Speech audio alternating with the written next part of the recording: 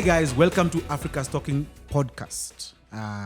Africa's Talking powers conversations across Africa.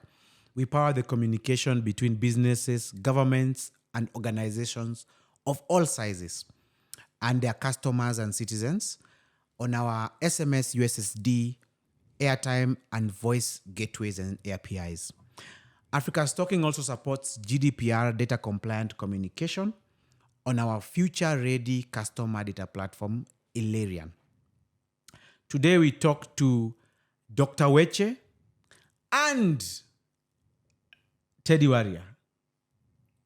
We look forward to an interesting conversation today. Thank you so much. Thank you so much. Welcome our viewers. This is Michael Kimathi, or you can call me MK, for the Impact Masters podcasts. We are blessed to have in the house one and only Revered Dr. Weche, and accompanied by one and only Teddy Warrior, a familiar guest in our podcasts. And it's always a bliss. It's always a blessing to the young people and upcoming tech gurus and designers across Africa to listen to this beautiful mind that has created opportunities across the continent. Thank you so much. How are you guys today? I'm good. That's awesome to hear. So please go ahead and introduce yourself before we go on with the conversations for today. Please. Thank you. I'm Teddy Warrior. I'm part of Africa's Talking since the beginning. And I'm also part of ACAD as a mentor. I enjoy mentoring the next generation of African leaders. And if you're to press me hard, I would say I like growing leaders and raising African entrepreneurs. Mm-hmm. Nice. Thank you so much, Teddy. Without further ado, I think maybe let me speak a bit about Dr. Weche himself. A PhD holder, is a man of God. He has done amazing stuff in a really short time. Since 1984 through 2015, from what I'm looking at, he has been so many things. Number one, 1984 to 1989, he studied theology and biblical doctrine at the Nairobi Bible Training Institute, or if you like, NBTI. 1985 to 1989, he was at the University of Nairobi doing Bachelor of Veterinary Medicine, a degree, BVM, if you want. Then 1999, he was able to do Demilin Management School, that's Botswana. Diploma in accounting, chief. This is good. 2001, he joined Institute of Commercial Management in UK, diploma business management and administration. 2001 again, same year, Strayer University, Baltimore, Maryland, USA, computer networking. Same year again, same university, financial management, graduate studies. 2002, 2005, he did De Montfort University in UK, Masters in Business Administration, that is MBA. Then January to December 2009, Nairobi International School of Theology, Kenya. You went back to God a little bit. Masters in Governance Studies. Well, not theology though. Then in April, May 2010, Metropolitan Mediation Services, Boston, USA, certificate in mediation. And it didn't stop. So February to May 2010, Harvard Law School, he did program in negotiation. Nice. January to May, again in 2010, University of Massachusetts, Boston. He did dispute resolution, graduate studies. January again to May 2010, University of Massachusetts. He did entrepreneurship, graduate studies. In September 2015, to date, he has been at the Management University of Africa as a PhD candidate. So you can call him a prof or a doc in the waiting. In the right? US, you are probably I don't know if associate prof. Yes.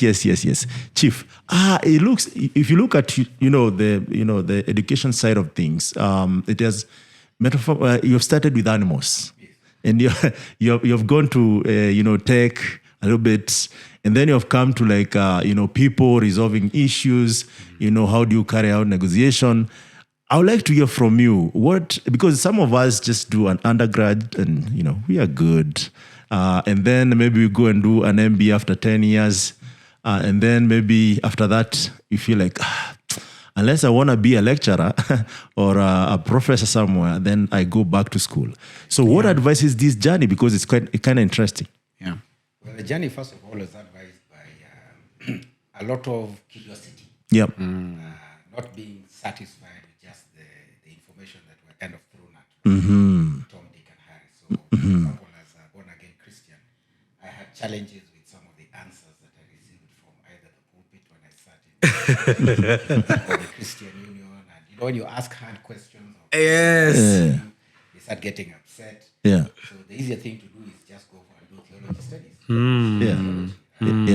way now, at least you're on par with some of these guys and your answers. And when you ask your professors, hard questions, they don't have problems with it. Yeah. And as you move on in life and as you grow, your experiences also change. Yeah. Going from veterinary medicine, for example, and finding myself needing to know stuff about accounting, which I didn't know, business administration, and then financial management. Then computers exploded out there, and I knew nothing about them. So you want to know about computers, you want to know about networking. I see.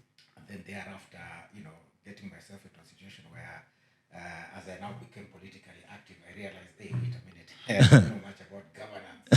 So go back into graduate studies on governance at, the International School of Theology. And then from there, now you realize it's not just governance, it's actually leadership. But before we get into the leadership, we had the post-election violence, and people thought I had answers to that, and I didn't have serious answers.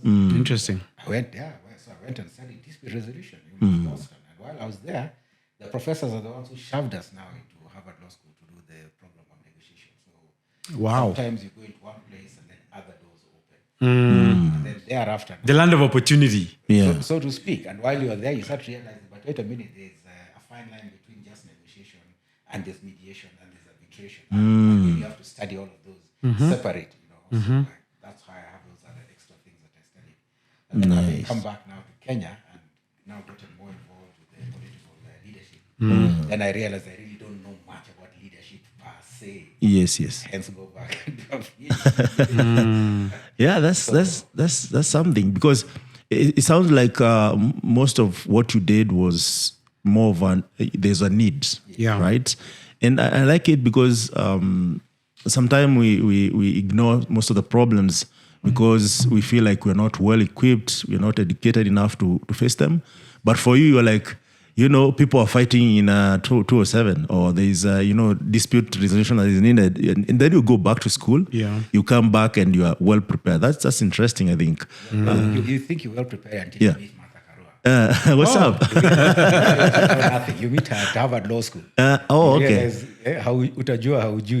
Serious? Kind of situation, Then you go back and study some more. So, Julius, could you help us understand maybe your first encounter with her there, and maybe the questions she asked you or what you asked her, so that our viewers can understand why you're saying that she's always prepared? Yeah. Well, as a Kenyan resident in Boston, we were invited to attend a talk that she was having at Harvard Law School. Okay. And as every other Kenyan who's there were asking, why would you want to go and listen to this talk? So Wanja, who we mentioned, was very persistent. She would call me up 3 times a day, make sure you come. And I'm wondering, why should I come? But anyway, since she was on my neck, I humbly accepted, and I went and I sat into that particular conversation. She was speaking about the post-election violence. And as she spoke, I felt I had issues with some of her answers. So I took down notes, questions. I had about 10 questions. And then after the talk, I went and met her face-to-face, and I asked her the 10 questions one by one. Nice. Shock and horror to me. Yeah. She replied to all 10 without referring to any written material, Yeah. looking at me in the eyes. Yeah. And she basically hit me 10 nails. Oh, that's interesting. 10. Yeah. Then after that, she asked me nicely, so do you have any further questions? Wow. And honestly, I was Yes. too embarrassed to ask anymore. And she says, now it's my turn to ask you.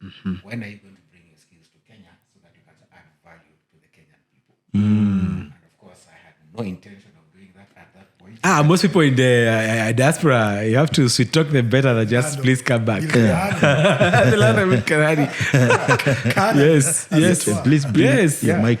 Yeah, so she threw me that challenge, and I said, okay, when I come back to Kenya, I shall follow you up. I came back to Kenya, and to cut a long story short, when I followed her up, my shock and horror, she actually called me back, and that's how I got introduced to the political party. NAC Kenya. NAC Kenya. Got involved in the leadership and had to, take my blows in rising and go into the grassroots and communicating to people what our policies and all that were. Eventually rising to national level. Yes. Yeah. Wow. So I think we have jumped the gun here up to Mother Karua, but it's fine. It's okay. We are good. I just wanted to know, how is it working with animals? Do you get to be a veterinary or? Yes, I did qualify for Bachelor of Veterinary Medicine. We were the first lot not to be employed by government, which was a bit of a challenge. Oh yeah. Wait. How? Tell us a bit about that. I think our government officials had misappropriated. It was the end of. Yeah. Previously, you would have just jumped into the government. Normally, as soon as you finish your exams in June, from 1st July, you're on government payroll. So we were the first people who, as soon as... Whose government was that? Kenya government. Who was the president then? The president was Moi. Moi, Yes, but it's a governmental thing that really doesn't matter as to who is in charge. Yes. That's how it used to be. Yeah. That those who have qualified are automatically absorbed and to the Ministry of Agriculture and sent to various parts of the country where they're going to be able to add value. So we were the first lot not to be absorbed, which was shocking to us. In the 80s, late 80s. This was 1989. Maybe because of the structural adjustment programs from World Bank. Guys had just eaten money to cut out. Okay. Because eventually people were employed a year later. Okay. But by the time they were employed, with all due respect, I had some mentors come into my life. They had opened doors for me which I didn't know existed. I was already earning 3 times whatever government was going to pay. I was driving, I was living in Jamhuri Estate, wearing suits. There was no way I was going to start going to the bush. Interesting. So, back to this question. I mean, did you just abandon? I didn't abandon it per se, because when I went to work in Botswana, the opportunity there was to get into the livestock industry. And I opened up a supplies company, a veterinary supplies company. We became the largest supplier of veterinary products to Botswana government in excess of 10 years. And, that's interesting. Yes. So that was pretty nice. It was very exciting. And it's in the process of running that business that I discovered, we don't know much about business here. You don't know much about accounting. So that's why I also then had to go back and do accounting, go back and do diplomas in business administration, go back and do an MBA degree, go back and struggle with financial management. Because it reaches a point in running your business where you're not just selling bricks, so to speak. It's not just A minus B is equal to C. Sales must have minus costs to profit. You now have to be able to process some of the things that you do. You have to have capital for the business. You've got to be able to expand the business, to invest, long term, and things like that. So, for example, learning what research and development is all about. Put 15% aside for R&D, which for a lot of people thought it was just me going and enjoying myself in Singapore and other exotic places. Well, I did enjoy myself out there.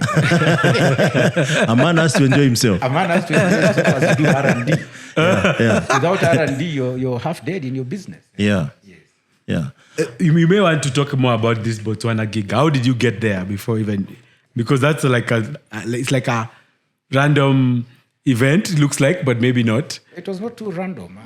I went to visit a particular gentleman who was introduced to by my family members. Okay, in Botswana? No, in Kenya. In Kenya. I went to visit this fellow, and like every other Kenyan, it was at that point when we didn't have employment. Yes. Employed by government. Even right now, right? It's like we are back to the same situation. Because actually, if someone takes what you're saying into their context today, it may be very, very much help. Yeah. Okay. So I went and saw this gentleman, and like every other Kenyan, I was looking for a handout. That was my mentality. Yeah. And this was 1980s. This is 1989. So the world just goes round and history repeats itself. It does. So you need to learn from history. So you become a statistic. But in my wanting to get a handout, this guy did a SWOT analysis on me. Never had a SWOT analysis done on me. I had no clue what a SWOT analysis was. What are your strengths? What are your weaknesses? What are your opportunities? What are your threats? And what is your way forward? So I felt really embarrassed in that 30-minute interview. Yeah. And at the end of it, he felt that some of my strengths basically existed in my offering my professional services outside the country. And he proposed I go to Botswana. Yeah. So Wow. when I left that meeting, I thought, this is a total idiot. How can you do something like this? I've come for a handout and you're busy doing a SWOT analysis on me. Yeah. Yeah. So that explains why a number of our mentees also feel the same way when we follow them with similar Yeah. SWOT analysis questions. Yes, SWOT analysis questions, because they just want handouts, because that's our mentality. Tunaomba serikali tusaidie. But to cut a long story short, 2 years later, when I could have been doing as best as I thought I could be, because of training and all that, I felt like I'd hit a glass ceiling. And I wasn't able to- So you didn't even go to Botswana immediately? Not immediately. You told that guy, you that telling me stories. Let me go. Wasting my time. I walked away. So, but it's 2 years later that thing hit me. Yeah, when now I'd reached the glass ceiling on where I was, and I started recalling some of the advice that he'd given, and that's when I started strategically preparing to go there. So I first went to Botswana with a friend of mine on holiday. So went on holiday, and then from there went into South Africa because we were feeling young and we got hot blood. And this is 90s, right? This is now 92. 92, yeah. 1992. Ah. We enjoyed ourselves. We made some foolish decisions. We went into dangerous places like Alexandria. Alexandra, I was waiting for you to say that. We did South know- Africa. We didn't know what townships were. There was no information on South Africa those days. Yeah. We were riding on the trains. Those days trains were either ANC or IFP. Yes. It's a miracle we didn't get thrown off those trains. Serious. Because appetite was active, they had not gained any. There was still fully- appetite, by the There way. was still Yeah. appetite because That's actually something. This is another context. Yeah. But there was a lot of black on black violence. Yeah. And we as Kenyans Still there, did yeah. not know that. We did not know It's still there, by the way. Yeah. Well, they call it Xenophobia. xenophobia. We didn't know that. But we learned very quickly. Foolishness. But to cut a long story short, I was then able now to meet various persons who I presented my ideas to. And they took me on board. One particular one bothered me every single day for the entire time I was there, saying that we could get into a particular supplies business. I didn't know what it was. Yeah. And so when I took the risk of trusting this guy, that's when I started my first company, Leroy Services. In Botswana. And what does Leroy mean? Leroy actually means animals. Okay. Animal services. So people now got to now call it. Lorua was a local It's a local name. word. It's a Setswana word. Okay. So in Setswana, King Anka word the Leroy. So I'm a doctor of animals. Interesting. Yes. Okay. Sorry, I said that in Setswana. I shouldn't. No, No that's worries, perfect. no worries. This is for Africa. This is quite interesting. Yeah. So there's something actually I need to ask at this point. I see you're a bit spiritual, right? A bit. Please talk about that. Yes, Why is please. it important to be spiritual? How can you say somebody who's a reverend is a bit spiritual? What's the definition of now? No, it's after going to some religious events. And you're like, let me tell you why this I've said pastor is he really real? a doctor, reverend. So Yes. the reason why I've said that is that if you look at the young guys, you see from 2000 to right now is someone who was born in 2000. Yes. They are already 22 years old. Yes. Making a lot of decisions around spirituality. Yeah. And with the current state of affairs when it comes to churches, which are the champions of spirituality, they are more focused on religion than spirituality. So I would like to understand what's your take on that, given that you have done this for some time now, and what key part has it played in your life until today? Well, what I would summarize that is that God is calling us to faith in Him. That's number one. And then faith is actually revealed in the written word, that is the Bible. But for those who don't have access to the written word, there's the heavens above you, there's the stars, there's the sky, there's the sun, there's the moon. That's why the Bible says the heavens are telling of the glory of God, and the firmament declares His handiwork. Day by day pours forth speech. Yes. So the question is, are we listening? Night by night declares knowledge. Yeah. So you can come to faith in God, okay, just by looking at the creation and realizing there is a creator. But a lot of people, are so busy with whatever it is they're doing, they can't actually look up and see that they're actually stars. Yeah. And appreciate that there are actually billions of stars out there. Yeah. So at least science has helped us understand the heavens a little bit better. Yeah. But over and above that now, as you expose yourself to religious writings, and that's where theology comes in, you need to be in a position where you can compare what does the Christian faith allegedly say vis-a-vis the Muslim faith, the Buddhists, the Baha'is, the Hindus, and the rest. And then hopefully make a decision based on that information as to what you feel you want to base your faith on. Yeah. So a lot of people want to base their faith on hyperbole and hype and all sorts of Secular stuff. secular things. A lot of people are prosperity gospel type of people. Yeah. Give and then it shall be given to you. That's the Bible. So Yeah. you need to give You tithe. use it, yeah. Overuse that. So you can say you are a pastor who actually put work. You don't believe in miracles per se, you do, but you realize that wealth is created. Wealth actually is created. I've just come from Accra, Ghana, and I was very sad that while I was in Accra, Ghana, at the apartment that we stayed, it was surrounded by 6 churches. Oh, are you sleeping? And as I made noise on Facebook, some of my usual critics came up and said, you escaped where you were living because there was a mosque. Okay, then I went to a place where now there's a very noisy church. I don't want to name it so that some people don't take offense. And then now I have gone to Ghana and the same thing has followed me. Yeah. So we're investing in alleged spirituality instead of working hard. Alleged spirituality. Yes. Hey, And okay. in fact, the pastor and a few guys are the ones who are getting rich. That's the rest true. of you are being ripped off in daylight. That's true. Because- That's true. So, Dr. Julius, why don't you speak a bit about the principle of hard work and according to Christianity, and how even from the beginning of Abraham, Yes. he was in a desert and what have you, but he still made something. Became wealthy. Yeah. Exactly. So, Yeah. could you engage us on this thing? Because I've seen a lot of pastors who have V8s and all this kind of thing. And Yes. their parishioners or members walk to church or take a bus. And so, what kind of Christianity is that? And how can you help Christians or everyday Kenyan or Africans distinguish between a true representative of God, as it were, and a false one? Because I think the world needs a little bit of fresh air. That's true. Well, the Bible does say in the book of John that you shall know the truth, and the truth shall set you free. Yeah. So the first question you need to ask yourself is that, are you exposing yourself to the truth? Okay. A lot of us are exposing ourselves to lies. Now, secondly, a lot of us expose ourselves to lies because, as the Bible says, we shall get people around us who will say things that tickle our ears. So a lot of us like to be deceived. And now that It's like a natural inclination. Yeah. And I'm sorry to say, now that we're coming out of an electioneering period, you can see the example of politicians who have deceived us like there's no tomorrow. And now they have the opportunity of putting some of those things into practice.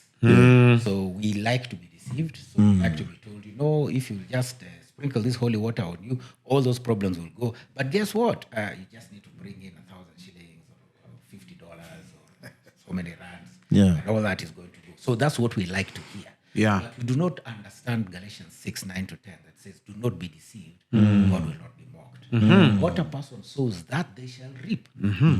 So you need to bear in mind, okay? He who sows sparingly will reap sparingly, and he who sows bountifully will reap bountifully. So we think we can mock God. We're not investing and sowing in our academics. We're not investing and sowing in our businesses. We're not investing and sowing in our relationships. Yeah. All we're doing is going to some of these churches, like one of the churches around the apartment where I was. They started their service at 11 p.m. with loud banging of drums. This is Accra Gala. And it went on until I 6 a.m. was hoping you'd say something that you enjoyed the food and everything, but it I seems did. things were And tough. It was hot. My throat was constantly on fire. But now that's an example of sowing and reaping. What are you sowing by going to church at 11 p.m.? Yes, true. Beating drums True. until 5 a.m., 6 a.m. And that's just one of the churches. They almost had a 24-hour cycle. Yeah. Then you look around and there are no industries. Everybody is basically buying and selling. Okay, important Consumption stuff. economy. Consumption economy. And the Ghanaian CD was really hammered. Their economy was really hammered. Just last quarter, It dropped. The CD. they was couldn't even about- pay their debts, I think. The CD was about 6 to the US dollar beginning of this year. It's now at 10. So you look Almost at that drop. 40% loss. Yes, in 1 year.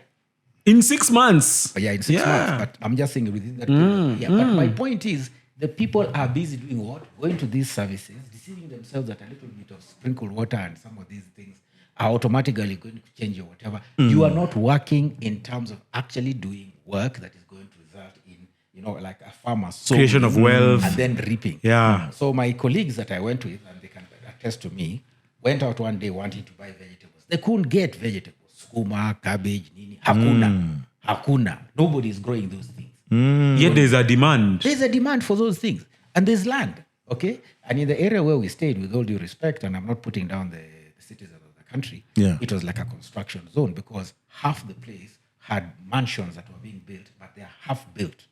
So everybody in that particular area has to build a mansion.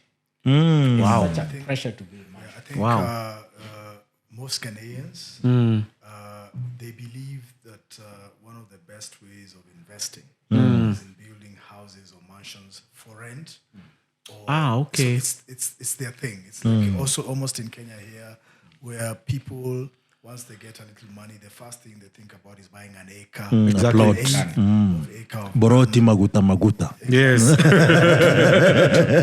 on it, beacon to beacon. Yeah. So that's what majority of my Ghanaian friends that I know, that's what they pursue with all their heart. Yeah. And even Wodemaya. And we know Demaya, yeah. So even one of the first things they did was to build a palatial mansion after making proceeds from his YouTube Yeah, channel. Wodemaya, which basically means I love my mother. I like this idea you're talking about, and thank you for raising it. Every village in Africa, there is either a mosque, a church, or a school. So maybe we can talk a little bit about, because you've done governance. How can we harness the things we have, like just the church, the mosque, the schools, as drivers of positive behavior for creation of wealth? Because if I was to develop Africa, by the way, my money would go to that level where I would say, which school can I partner with? Because the communities respect schools, they respect churches, they respect mosques.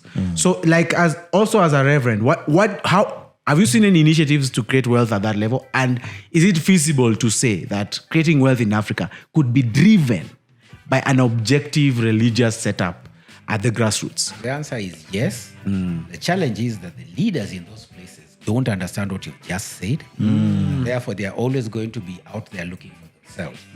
So pastors and leaders in some of those rural areas are only interested in squeezing as much tithe out of the people. Always creating programs where they can get as much money out of the people. They're not going to be interested in sharing details of entrepreneurship and building wealth and what have you. The schools are focused on only one thing, and that's the curriculum and getting top grades. Details of how you're going to start offering entrepreneurship courses, mentoring them and all that, they don't want. In fact, they feel that it's an infringement onto their reading time and the rest. So most of those schools have no time for us at all. They're not interested in what we have to say. So the schools focus on their curriculum. The churches are focused on getting the tithe. I will not speak for the mosques because it's a while since I've been to a mosque. So I don't want any of my Muslim friends to feel a bit insulted by that. But that is the reality that is on the ground. So as much as you have this knowledge and that information available, and those pulpits and schools are the places where you need to expose them, that is not happening. It's probably not going to happen for quite a while. So, I mean, if you look at African context, the biggest problem is corruption and poverty, and one leads to the other.